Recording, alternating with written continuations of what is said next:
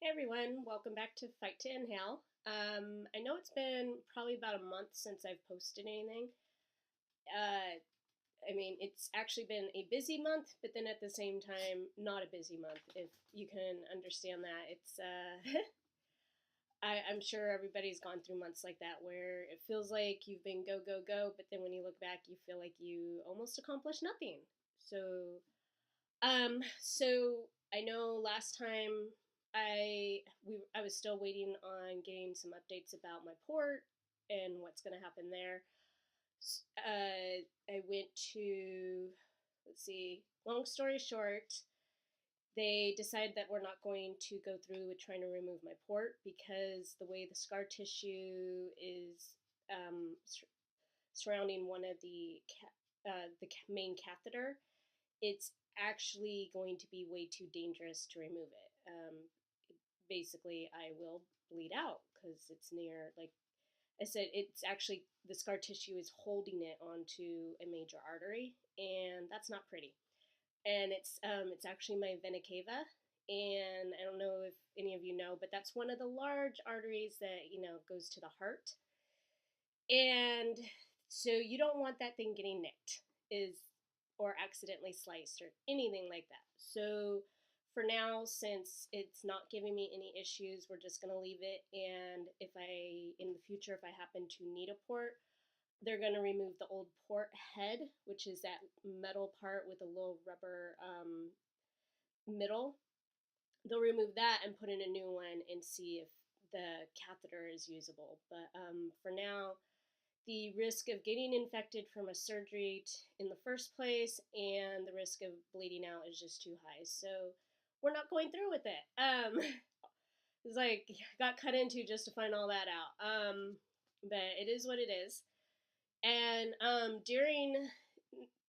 had an appointment at the beginning of April for transplant, which my lung function had gone down. Still like above 100%, but it had gone down, which is always cause for concern. But considering, I had the port surgery and then I ended up with pleurisy, it didn't surprise me. I think it kind of freaked my doctors out more than anything, but I actually talked them into giving me a couple more weeks to let my body heal. And I'll do another PFT, which is a pulmonary function test. And if my numbers didn't go up then I would agree to go for a bronchoscopy, which, if you're not familiar with what a bronchoscopy is, it's where they sedate you. You do want to be sedated for this. And they stick kind of like a camera down your throat into your lungs. And, the doctor will look around and see, and then he will basically go in with this other thing. I don't even know what it's called, but he's going in and actually cutting out little samples from your lung tissue in different areas, and they examine it under a microscope and they look to see if there's any rejection. And rejection has different levels. You have A1, A2, A3, A4. I think I've gone as high as A4, which completely scared me. Um, So, if possible, I really wanted to avoid it, especially, like I said, I was getting over pleurisy. I don't want to go back in and traumatize my lungs more. So, I talked them into giving me a couple more weeks to try to heal. And so I went in last week for my cystic fibrosis appointment. Same hospital, so the doctors talk to each other, and all my information is all connected, so it's not having to run from one clinic to another and like, here's a big stack of papers. So I did another pulmonary function test, and my numbers actually skyrocketed. They're now the highest they've been since my transplant, which I'm at 113%, which is great for me.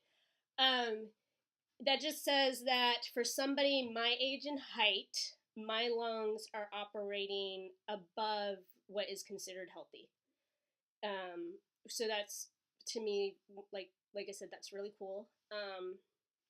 And then because it's the first time I've been able to see a CF clinic in gosh, I think it's been like 6 years because insurances suck. One of these times I'll probably do a video on and how much I consider insurance is one of those necessary evils because they for me they tend to add more stress than relief.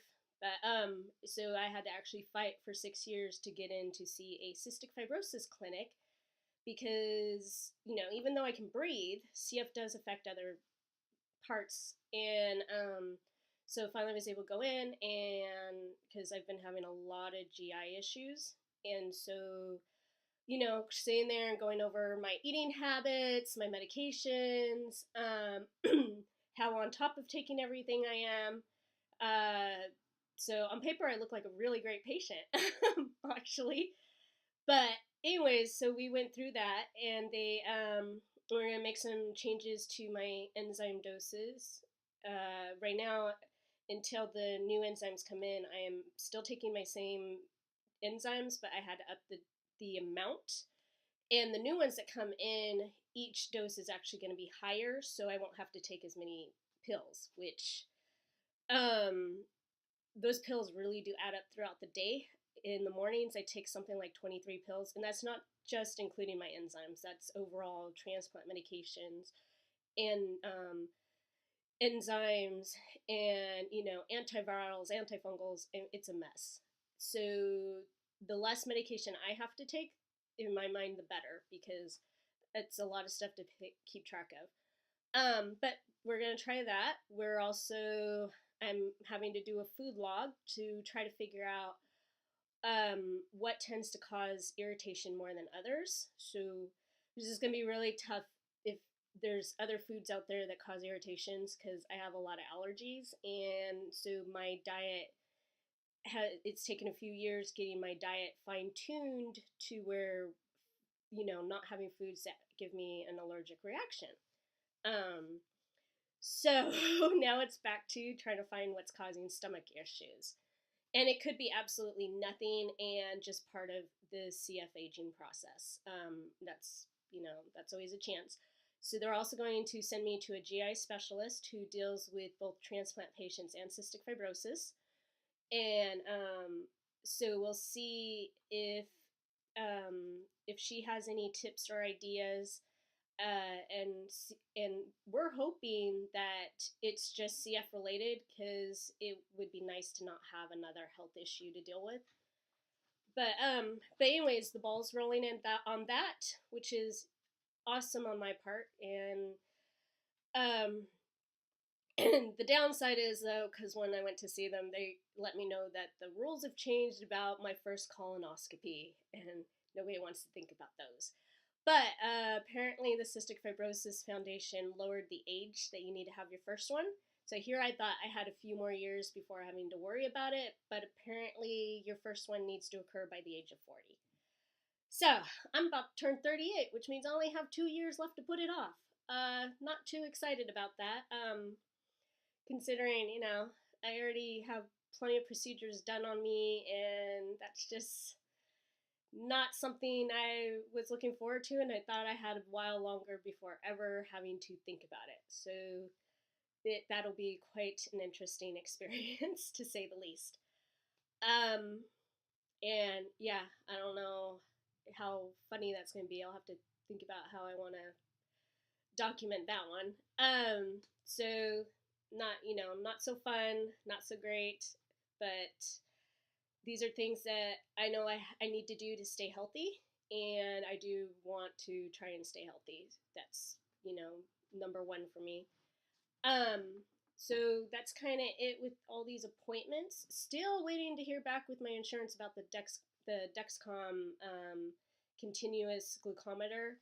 So that part kind of sucks, because I have woken up at night with some lows that, if I hadn't woken up, would have become very dangerous by morning. And so that not so fun.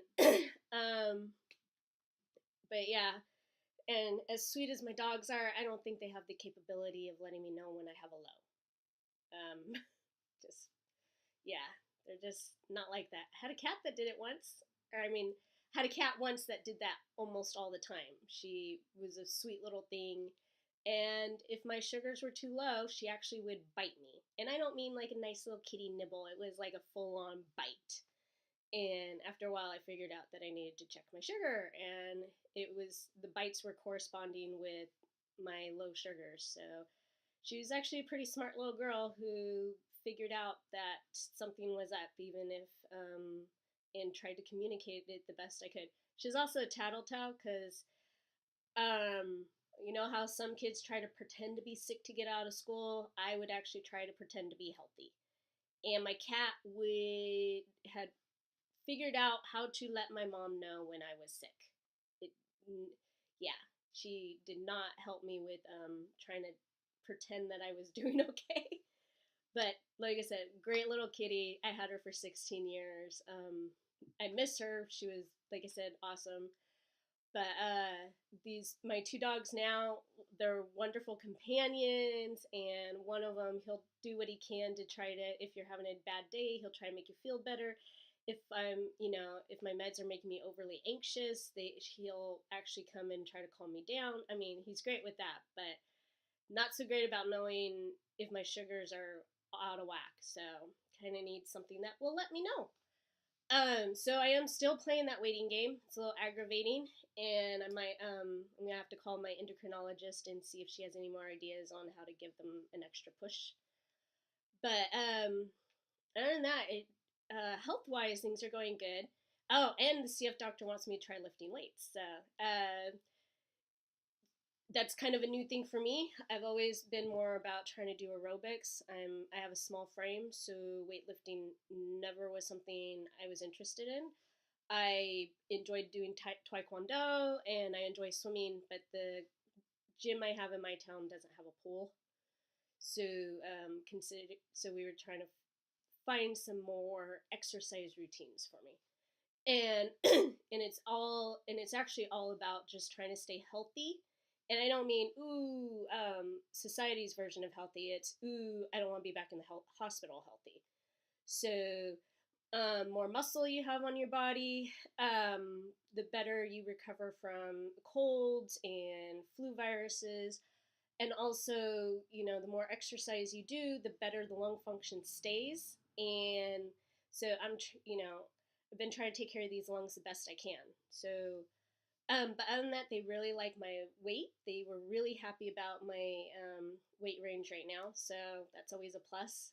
I struggled with that for years, trying to gain enough weight to maintain a good level of health. And you don't realize how much energy your lungs use up until after you get lungs that work. And then it's like, oh wow, I still pig out a lot. Uh, just kind of happens. Well, not just happens, but it does happen. And but I'm at a point now where what I'm consuming actually matches what I'm expending. So it's really nice to have hit a point in my life that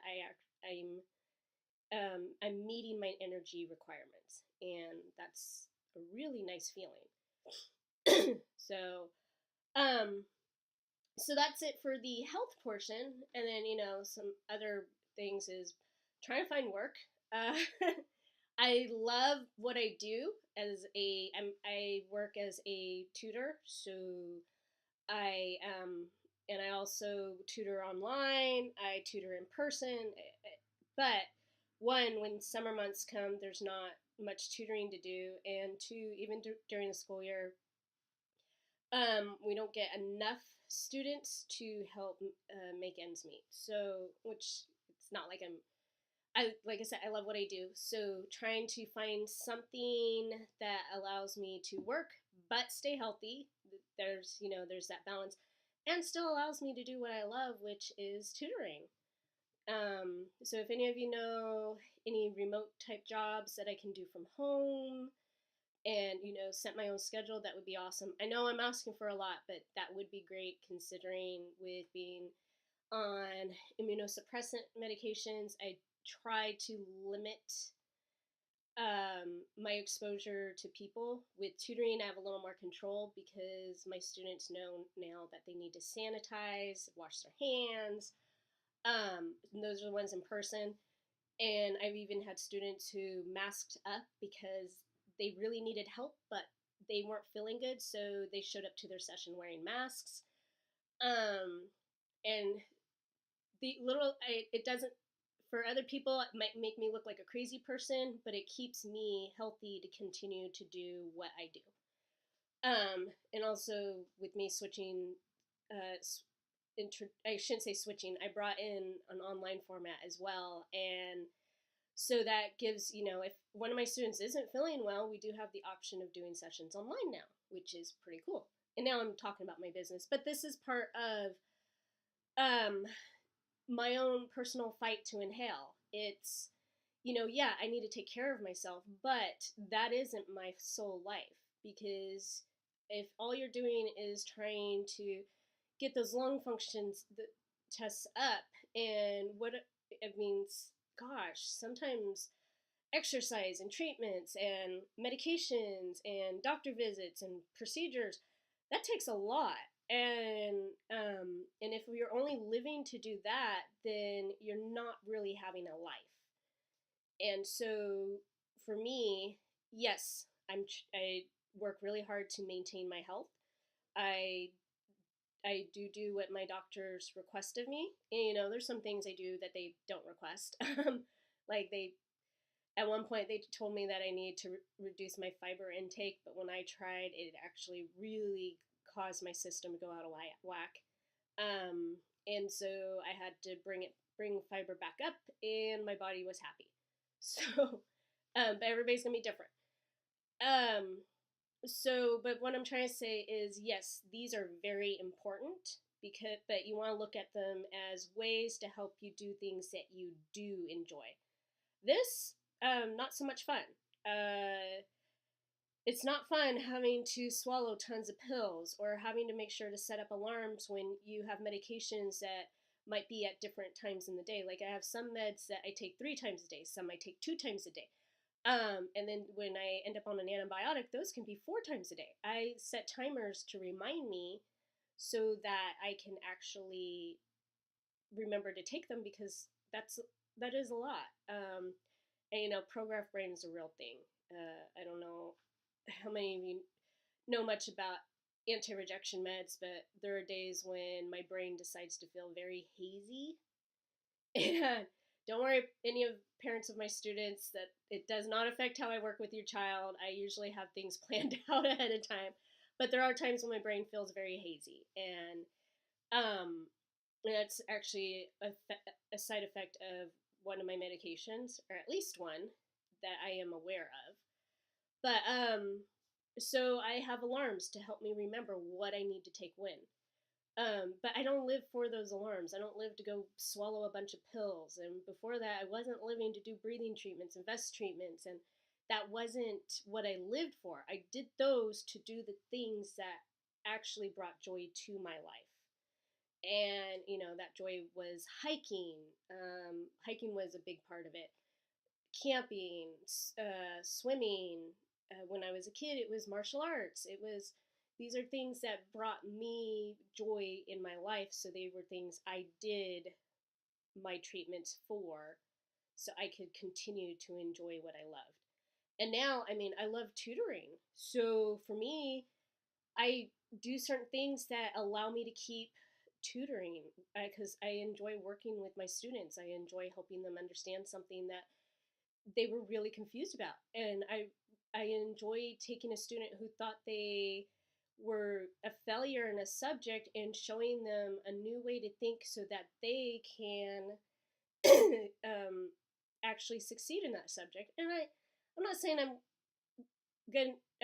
turning everybody into Einsteins. It's actually just, hey, oh, this is how you think, so this is how we're going to try to change your studying, because not everybody thinks the same. But I do all my meds for that, so I can continue to tutor. I currently am part of a quilting group at my church, and I like it. Some of you guys might think that, quilting boring, but I actually enjoy the creative process of, making things. And here it's part of a group that's making something. So everybody has a small part in putting together this adorable quilt. But that's another reason why I do these medications. So I can go and enjoy time with these ladies and put together these cute quilts. And things like that. Or over Easter, it was, I was spending time with family. Again, awesome. Love the students I work with. And, or not, sorry, I love the students I work with. I lost train of thought. But I love my family. And so taking all these medications just so, my sisters and I, and my nieces, and my mom, and her fiance, we could all go around chasing each other, in my grandparents' backyard, cracking confetti eggs on each other's heads. These are things I do all these medications and treatments for, so I can go and enjoy that. Because if I didn't, one, I might not be here, and two, I would just be on the sidelines watching everybody, and it'd be, fun, but it's more fun to participate. And, you know, and so these are just some of the things that I do my treatments for. So I'm just saying that because I don't want people to get the opinion that I spend my entire life, doing nothing but treatments, or medications, and exercise. It's trying to find the balance because you want um, the medical portion to allow you to enjoy the life portion. And you don't want to be living for the medical portion. You want to use the medical portion so you can live for having a life portion. And there's times when that does tend to tilt towards having to focus more on medical than the fun. Especially like when I have a cold or the flu, yeah, I have to, kind of cancel on the things I enjoy so I can take better care of myself. But as soon as I'm back to where I need to be, then it's right back to doing what I enjoy most. And but yeah, so that's kind of where I'm at. And yeah, like I said, also trying to do the whole job search thing, trying to find something that helps with our bills, because CF is expensive.